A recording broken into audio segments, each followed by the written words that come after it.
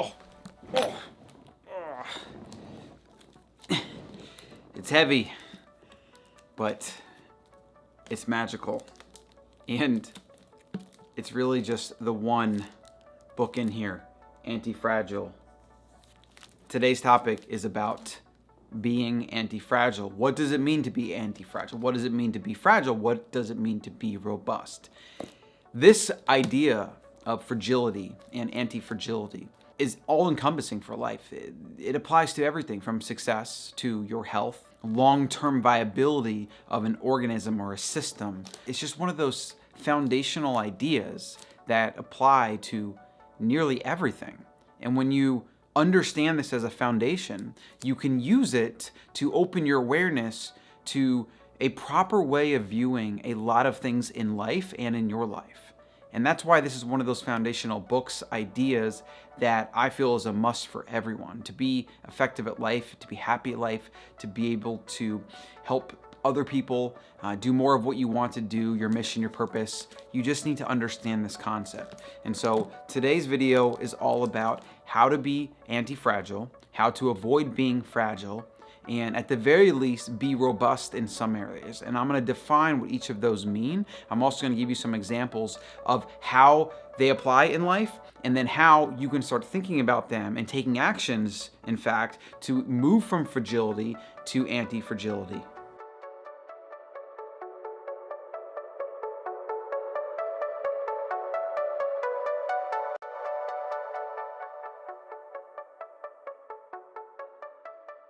So first we need to define the three buckets, the three definitions that underline the fragility and anti-fragility, or fragile and anti-fragile framework. The first one is fragile.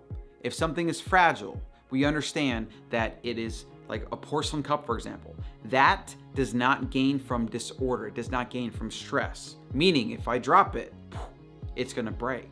That's the first bucket. Things that are fragile are easily broken when stress is exerted upon it. The next is robust, or robustness. Something that is robust would be like a steel drum. A steel drum that you could pretty much kick around or whatever, and it might get dented a little bit here and there, but it's for the most part going to remain the same. It doesn't really care either way if it gets dinged or binged around a little bit, because it's holding a contents and it's gonna hold the contents either way. Anti-fragile is something that actually benefits from stress. Now here is the thing that we're really focused on. This is the idea, this is the big concept. Something that gets stronger when it is stressed or challenged. I could spend this whole video just giving you examples of this. I'm gonna give you a few, but more importantly, I want to just have you understand this concept and then give you ways that you can actually use it in your life. That being said, just understanding and being aware of this idea is going to pay dividends itself. Anti-fragile is something that enjoys stress, that wants it, right? Because it gets stronger. So it's the idea of, let's say in mythology, the Hydra. You cut off the Hydra's head to grow back. It is the ultimate creature to represent anti-fragility or anti-fragile, because when something cuts it off, when it gets stressed, when it has chaos, it gets stronger. There's a lot of other examples of this. I'll give you a few, and then we're gonna get into how to recognize the different areas of your life, whether you're being fragile, robust, or anti-fragile, and what you can do to tweak to move to the different parts of the spectrum, ideally trying to always move to being as anti-fragile as possible. The best example is always the human body. The human body, if it is not undergoing stress on a regular basis, it is dying. That's why they call comfort is killer, because it is a lack of stress. It is a lack of external force on that actual organism that will result in the disrepair or the weakening or the moving to fragility of that organism. Think of astronauts, for example.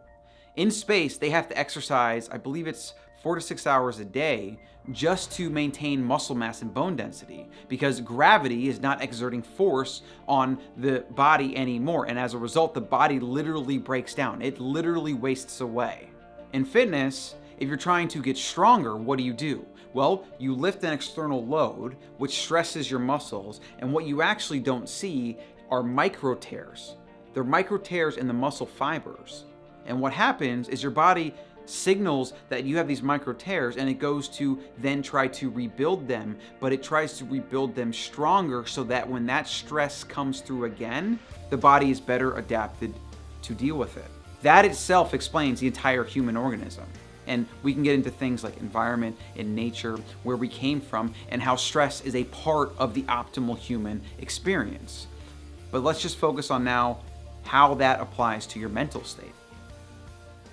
There are two ways to think of this when you have a mental stress or a trauma or something that is mentally affecting you. If you have a stress that comes in, maybe let's say somebody's gossiping about you, or even a death of a loved one. Now you're going to come in, and that is going to weaken you. It's a stressor. It's going to come in. Just like when you lift weights, you are temporarily weakened. What happens though is you decide on how you respond to that stress. Are you going to learn from that experience so that you can prep so you're stronger for the next one? Or is that stressor going to devolve you and make you weaker? And this all comes down to conscious choice. Now, the mind is one of those examples that this can be very difficult, because we don't always have the tools we need to be able to combat stress and respond to it in an effective way, which is why you have all of these things like psychology and Fromm and Freud and all the different things about relating to childhood traumas, us not dealing with them, etc. But that's not the rabbit hole I want to go down today. If a stressor comes in and you don't try to get stronger as a result, and you don't try to learn and adapt, well, you will be moved towards the fragile of the spectrum. Which means if you have traumas and they make you more fragile, the more traumas you have, the deeper into, let's say, depression you might sink. When traumas come in, if they temporarily weaken you, but you then adapt and learn and do things to actively get stronger, well, what happens the next time these traumas come in is you're that much more robust to those traumas. And also anti-fragile, because anti-fragile to those traumas would be you constantly leveling up every single time stress comes in. Now, not every instance in life is going to lead towards anti-fragility. There are going to be some things that you might just be robust to. They kind of bounce off. They don't really benefit, but they don't really hurt you either. There's going to be some things that you're not that good at, and they're going to move you towards fragility, right? It's basically weakness. And then there are going to be some that lead you to anti-fragility, where you get stronger the more those stressors come in.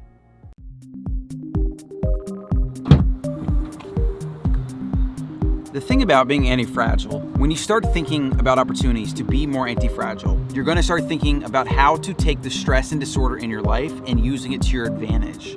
This simple mindset tweak, literally the life-changing stuff. Most people, they have stress come out them and they devolve. They devolve into a state of anxiety, of constantly bouncing around, responding, shortness, temper, anger. Okay? And when you start recognizing that as something that is making you fragile, that is breaking you down, devolving you, and you ask yourself the question, how can I use this to my advantage right now? How can I learn from this? How can I become more resilient, more robust? How can I become anti-fragile? You start taking that stress and you step away from it, and then you use that opportunity to get better, to become more anti-fragile. And when you start thinking this way, it can literally change your life. Every day of your life, moving forward, find opportunities to embrace stress and struggle and hardship and things breaking and falling. Take it as an opportunity to practice your stoicism and to practice being anti-fragile. Now notice, stress, just to have it, is not beneficial. But stress that comes in, which is going to come in life, and there's not really anything you can do about it other than change how you respond, use it to your advantage. Use it as fuel to your fire instead of sand or water that douses your fire. That is how you have to think about it. Do that every single day, you'll change your life. Anything you want to accomplish, you'll make it happen. Become anti-fragile. All right, let's hit the gym up. Stress from the gym. Tear down those muscle fibers, rebuild them, become stronger. That's what it's about.